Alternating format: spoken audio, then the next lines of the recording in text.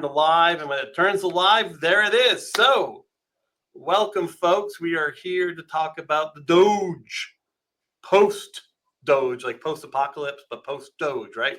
So we got John Chisant here on the sales side, the customer side. We got Mark Blevins on the 1102 side, and let's rock and roll. So, contracting in a post-DOGE world. First question over to you, Mr. Mark.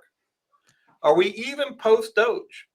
Hey, what more can we expect? Hey, good afternoon, David. Good afternoon, John. I guess it depends how you define DOGE. Elon Musk was characterized as a special employee, and I understand his 130 days is coming up soon. So Mr. Musk will turn into a pumpkin.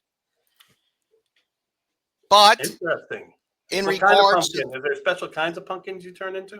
I don't know for Mr. Musk, but in regards to those individuals who are carrying on the mantle, the investigations into how to make the government more efficient, those folks, I guess we can call that phase 2. Those folks will be around for a while, I believe. Again, just my opinions, but this is not going to go away on the 130th day. Interesting. Okay, good. John, you feeling the same way? You hearing the same things? I'm definitely feeling the same way. Amy Gleason, is it right? I think she's the head of DOGE, and yeah, I'm tracking it the exact same way that Mark is. Well, Mark knows. He's in the no. So, is that the leader for phase 2? Will there be a leader, or just be a lot of work going on? I mean, there's always an ultimate leader, be it the commander in chief or someone that's in head of DOGE, if you will. But I think embedded within each agency, you will have folks who are taking a strong look at government practices and procedures. At the agency level, they could be drilled down to certain offices. I know, for example, in the last couple months, you've had entire contracting offices completely rifted. Wow. I mean, all 120 some people, for example, at a certain agency that I used to work for, my understanding is they're all gone, but maybe a couple, literally onesies and twosies, a skeleton crew to wrap things up.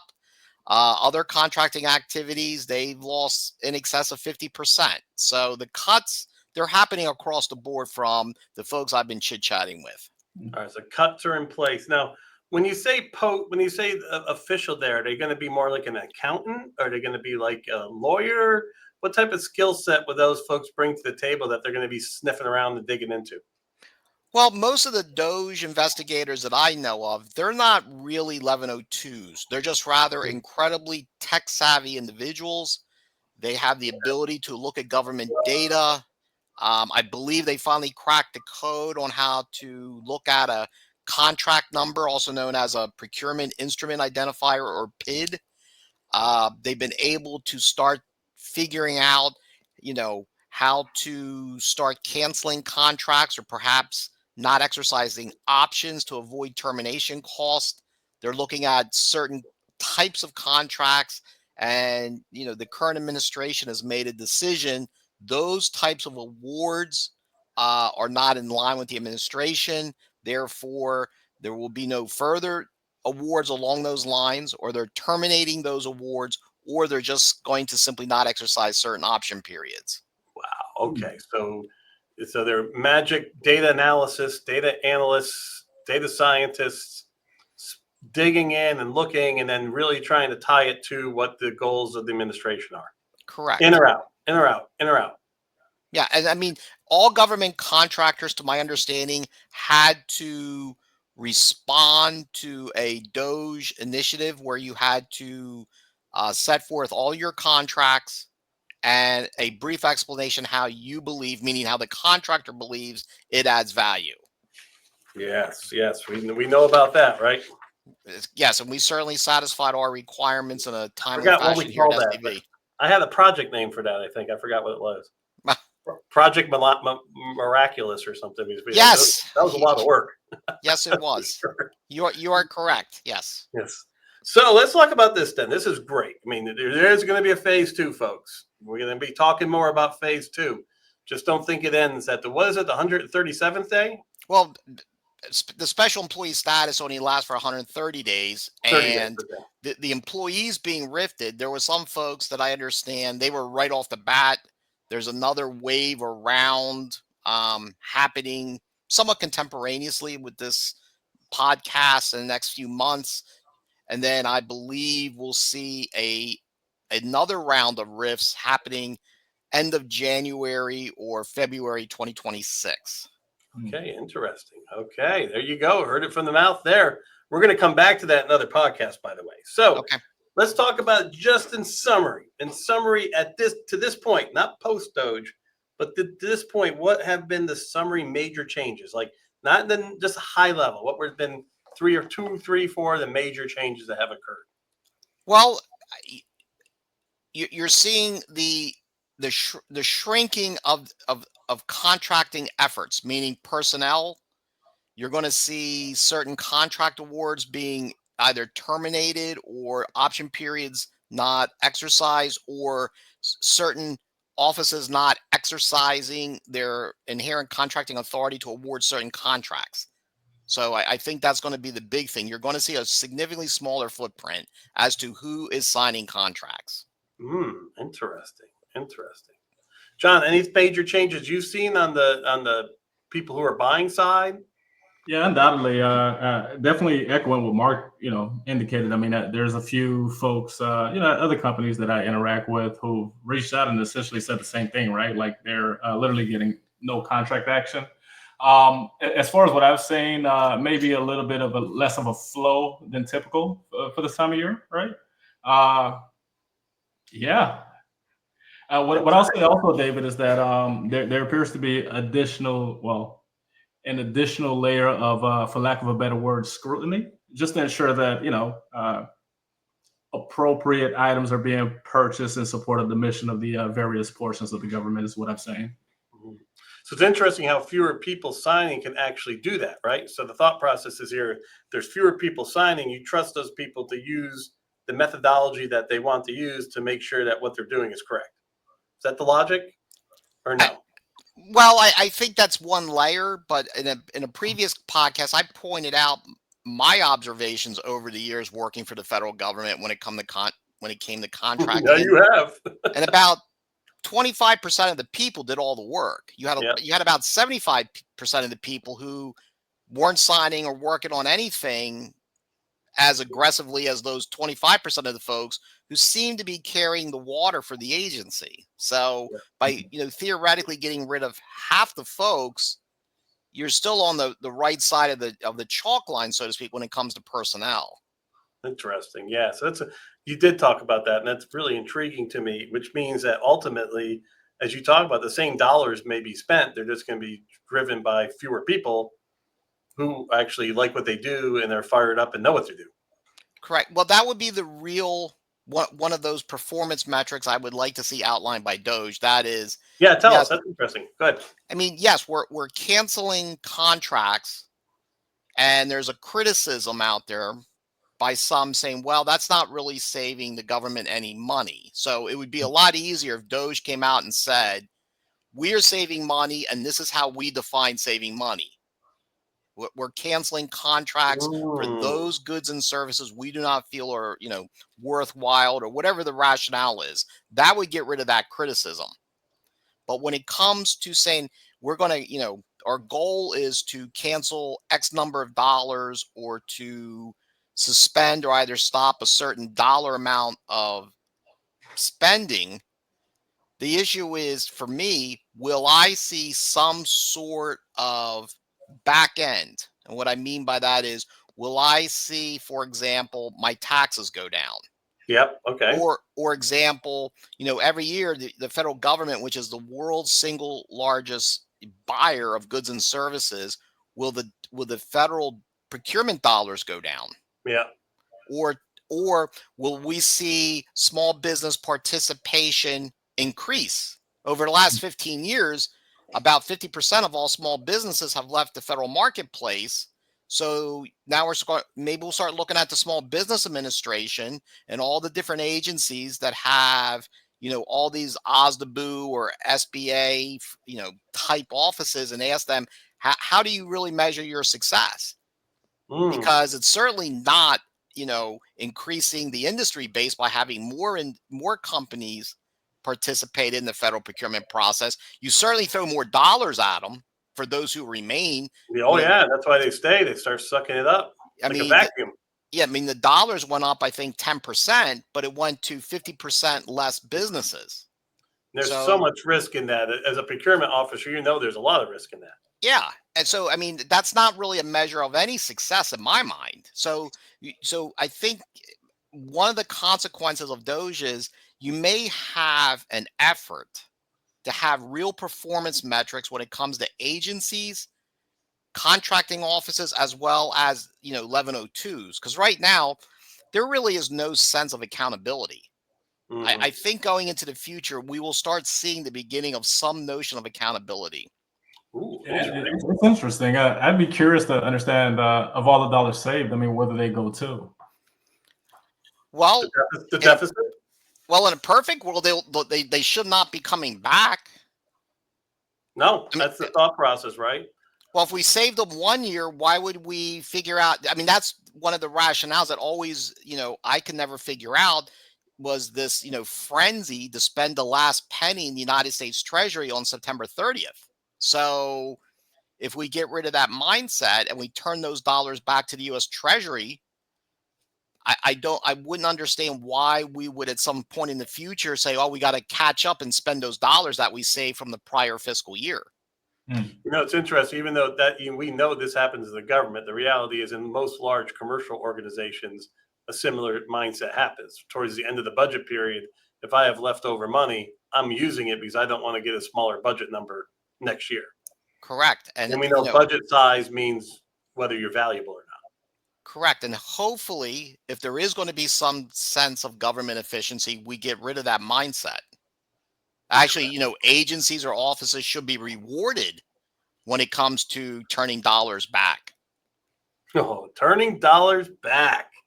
Interesting. So, really, any last summary before we go on to other things about what the DOGE world work looks like from a government acquisition perspective? I heard you talk about, a new mindset around giving money back, a new mindset around spreading the acquisitions across smartly instead of just throwing it all down on the 31st. We talked about fewer people in the contracting space. Anything else overall from a government acquisition perspective that you might want to talk about? I think we're in another phase of where they're going to try to make things easier or simpler. And from my years in the government, every time you hear about these transitionings, we're going to transition this, or we're going to move from how we used to do things at one point to another phase. It's never been simpler. You just added endless layers of increased administration, bureaucracy. Everything becomes more and more complicated. I'll be really interested to see in all these different efforts. Will things really get, for example, simplified acquisitions, FAR Part 13? Will acquisitions underneath FAR Part 13 really become simplified? Something tells me no. Yeah, There's just going to be more and more forms, more and more layers of bureaucracy and administration. But, time will tell. well, look at us. I mean, our goal is to dig through all that and help our vendors get through it. But it's not like we're changing the paperwork. We're just figuring out we just know how to get through it effectively to sell the products to the people that need it based on them needing it. So it's interesting if that's going to happen. All right, John, any thoughts on that? Anything that we talked about that you thought about that you haven't talked about yet associated with government acquisition? No, I don't think so, David. I think we've covered the points. And to Mark's point and your prior point, I mean, as things are adjusting as far as the process, as far as the acquisition process, right? I mean, we're just learning as things change, and we're, adapting to those processes, and recommend that folks do the same as well. All right, with that pivot, which is nice. So let's talk about the vendors. Right? We talked about the government side. Now we have a post-DOGE world, and we have these vendors running around. What should vendors do? Mark, start with you, man. What do vendors need to do to operate? Well, I mean, a lot of vendors are getting hit hard. I mean, I'm in contact with folks that I've, developed relationships over the years, over the decades. They've had lots of contracts canceled. So because they're having contracts canceled, that means less dollars coming in. So now they got to run a leaner ship, or they're laying off folks. Okay, so you see vendors laying off, and what'd you say? Just a gut based on some of your anecdotal information. Has this affected 30% of the vendors, 40% of the vendors in totality? It depends. Like, for example, if your contracts are service contracts, or primarily service contracts, I believe those folks got hit a lot harder than those government contractors who are selling certain, supply items or manufactured end products of the government. So it depends. So Okay, if you do nothing but services, meaning, people or certain types training, of training or deliverables or consulting. contractors. Yeah, like right now, for example, if you're a consultant, that is taboo. So all these government Mm, contractors who are really consultants, you'll probably not see the word consultants in their ooh, on certain web pages. Now interesting. That word is getting dirty. it's getting a little bit. Now they're, Ooh. business or marketing experts or whatever different, words or adjectives they can conjure up. They're getting away from the consultants because those sorts of contracts, they're getting axed left and right. If it says consultant on it, forget about it. It's going to run through the spidering technology. That's going to get zapped. That's interesting. So, what else anything else on the vendor side before I throw it to John? Any thoughts the vendors how they have to operate differently in this new world order? Well, there was that initial report, if you will, that you had to submit justifying your contract. How does this add value to the government?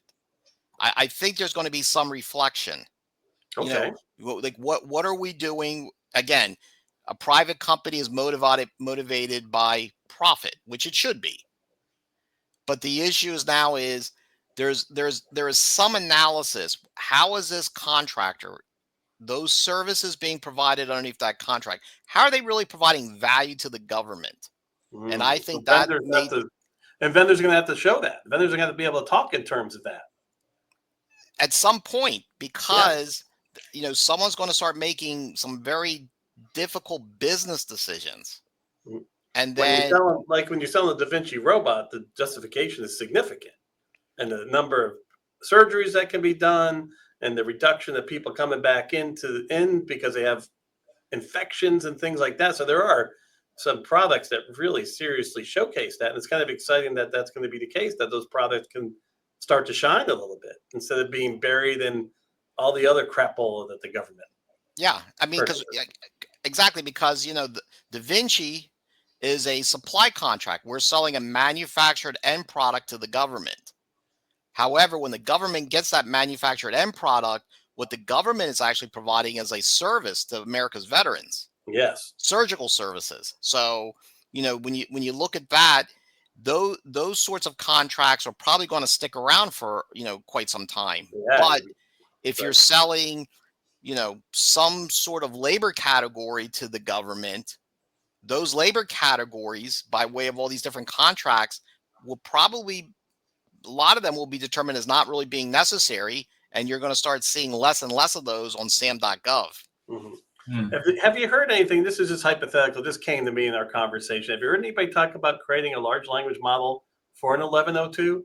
So if you put all the FAR information into the large language model, and then you have that process out the contracts, has people talked about that at all? I haven't heard anything on that topic. Interesting. All right, John, you're a vendor. Yeah. You're out there. What is the world order? How's the things changing for you? Give us some thoughts. Yeah, no doubt. What I'd say, David, is as far as how things are changing, relationships are becoming even more so important than probably ever before, right? I'll start with that, just to kind of understand what the actual needs are of the customer and what their actual mission is, right? And my thought process is this, right? So whether or not set-asides stick around or they go away, such as, women-owned small business or whatever other category around that, right? I think it's critical, to Marx's point, to lead with value, right? What is the perceived value that the customer is getting from selecting your solution? How can they justify it based upon, what today's mission is for the given agency, right? And that tying it deeper and deeper back to mission. So regardless of what we're talking about in the post-DOGE world, there's a mission. The government has a mission. Yep. Each department has a mission. And we pay taxes because we believe in that mission. We want veterans to get phenomenal health care. We want to have a military set up so that we don't get taken over by some. And so there's inherent good in that. It's just that you got to show the value in how you're supporting that mission, right? And that's going to become more top of mind. Yep.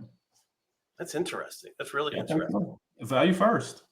All right, now let's go into the question that's always in Mark's heart, like his beloved 1102s. I never even knew what 1102 was until Mark. What's 1102? It's just a career field, just like a military MOS. That's all. It's 1100 field. So this career field, it's an important career field. It's a valuable career field. There's a lot of training in this career field, and vendors providing training. There's a lot of high level of skills. There's academies. There's so much as outsourced partners or people that do consulting to help 1102. So what does an acquisition professional have to prepare for in this new world order? I think, like I previously mentioned, you're going to see a contraction of the workforce because folks are getting rifted. Then you had I think they called it the fork in the road, where folks could voluntarily decide they had enough. They're going to go do something different or just retire outright. So you're going to see a smaller workforce. Then the issue is the folks that are sticking around, how long are they really going to stick around? And then at some point, you're going to see the federal government expand. It's going to contract and it's going to expand. Yep. And then at some point, someone's going to have to acknowledge that there is some difficulty just hiring someone who's capable to be a good, contracting officer or contract specialist. In other words, you just can't hire someone on day one and then they're up and running on day two. It takes time. And you talk about, we've had a lot of conversations about that and your hiring practices. What do you think that, if you had to put together like a perfect 1102, what are the skill sets? What do you think is going to be needed? I think attention to detail. I mean, setting aside the baseline of a work ethic, being responsive, being attentive. I think attention to detail. I think there's going to be a new emphasis where they need to be technically proficient. And technology in general, so they understand what AI is. They understand what a client-server relationship is. They know what coding is. Is that what you mean by technically proficient? No. Technically proficient, for example, when it comes to understanding what the FAR says. So they have to be you have to be a FAR expert. Well, I don't know if you need to be an expert, but just a basic understanding. I mean, for example, I used to be a manager, of 1102s, and I used to spend all my time reviewing work. And you'd be really surprised when you review that work, you realize the folks who say they've been around, 15, 20, 25 years, they don't seem to have a really good grasp of the FAR or, their agency supplement or just basic contracting principles. I think there's going to be a change. In other words, the folks who say I'm 1102, I think there's going to be some real accountability. Do you think there's a certification that could come out of this from just like the DOD did with the bunch of certification stacks for their IT professionals? Well, I mean, you already have certifications on. It used to be level 1, 2, and 3 in the 1102 field. They got rid of that. Now you're just certified or not. They've sort of watered down the certification process. How about what I'm like getting every 3 years you got to take a test? Maybe would they think they could ever do something like that? They could, but I think there's going to be greater accountability. In other words, instead of when you see some really sloppy work. And, by and large, the government contractors really don't police the 1102 field like they should. I mean, the only policing mechanism that I'm aware of is to file an agency level or a GAO protest. But otherwise, no one's really, looking over the shoulder of the 1102s and the work they put out there on SAM.gov or the contracts, other than a protest. So there's a lot of stuff sliding by. Yeah, so there's a lot of autonomy in the job then. So there's a need for responsibility. Is it a law degree help? Does it a CPA help? What is the normal I think educational I background. think something along those lines as a professional degree certainly does help, because that is, but that training has a high price tag. The government's not picking that up, and so what incentive is there for someone who gets a law degree to decide, oh, I want to be 1102, starting off as a GS7? There's probably not a lot of incentive. So there's part of the oxymoron, if you will. High level of skills needed, but a low pay. Starting off. Yeah. So I mean that's one of the issues. Then the other issue is, if you're now becoming more accountable to the private sector, meaning the government contractors, then what are the mechanisms? For example, let's say you have a CO or a CS who's not turning out very good work, and yet they're working for the government, they're churning out that type of work, and you're in the private sector and you have this organization DOGE, will you be able to reach out to DOGE? Can you report? Can you report? Yeah. Can you report, for example, hey, instead of filing a protest at a GAO or an agency level protest, you just say, hey, this person didn't do I need to report the following. John, what do you think about that, man? Would you love that? How many times have you used that process already in your life? 200 times? As far as the protest process, personally, well, not the protest side, this idea that you can actually report poor workmanship to the DOGE. Man, it's very interesting. I'm sure there's a case value for that. It's just have you heard any talk on that, Mark? Anything, any insight? I mean, I think right now everything is in so much turmoil. That is something that's way, way downrange. Okay. Well, hey, look at quality scores. If you're an instructor, every time you teach, you get quality scores. I mean, people tell you how you do. I mean, is there a retrospective on each contract? Can the vendor who wins the contract score, the quality of the work done in the process of procurement? And there's some interesting stuff there, Mark. Well, the flip side of that is, I mean, how critical you're going to be, because, the folks working in 1102 field, we have memories. We're not going to take kindly to that. We're going to probably, if it's a judgment, if it's a judgment call, I'm probably not going to, act favorably to a vendor or to a contractor who was rather critical of my work. Man, it's a weird power position that I don't people realize how powerful the position is. It is, and I'll say this: one of the greatest disservices that I can remember going back decades is that somewhere, somehow, this informal practice where a CO's discretion and interpretation is basically anything. Yeah. And I keep hearing that. The FAR is just a regulation, and it's subject to interpretation. Yet when you read something, words have meaning. Mm-hmm. And some of the so-called interpretations that I have seen, I'm just sitting there, I'm just utterly dumbfounded. Like, how in the world could any rational mind come to such and such a conclusion when the written word literally says the exact opposite? Interesting. And yes, contracting officers have incredible discretion. That's a big issue then. That's what maybe has been somewhat discovered. And, when you read, decisions from the GAO, they'll come out and say it. Agencies and contracting officers have broad discretion to do whatever they believe is in the best interest of the government. Yet, when you sit there and you realize what the CO did or didn't do, you always wonder, like, that discretion, at some point, when do we start curtailing that broad discretion? Yeah. That's why it goes back to automation. Is there an automation process in here that could be done based on the FAR? There could be. I mean, one mechanism is to perhaps go back to lowest price technically acceptable. Yeah. That is taboo now. And, my suggestion has always been, make the technical acceptability standards high so that you get rid of these frivolous, valuation criteria that no one, quite frankly, understands anyway, when the evaluation teams are trying to score, quotes or proposals. Yeah. Simply make the technical requirements very, very high. You either meet them or you don't. So that's a simple binary yes or no. And then Yep. the lowest price wins out.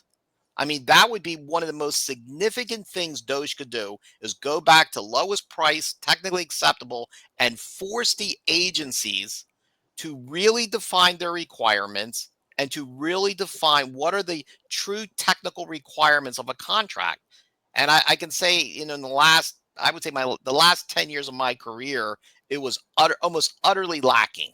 Yeah, none, zero. Very little. It was all discretion. Everybody was just making their own interpretations, and there was all subjectivity. So was there any like interpretation guide? Was there 1102 guide to interpretations that some fraction of the 1102s followed?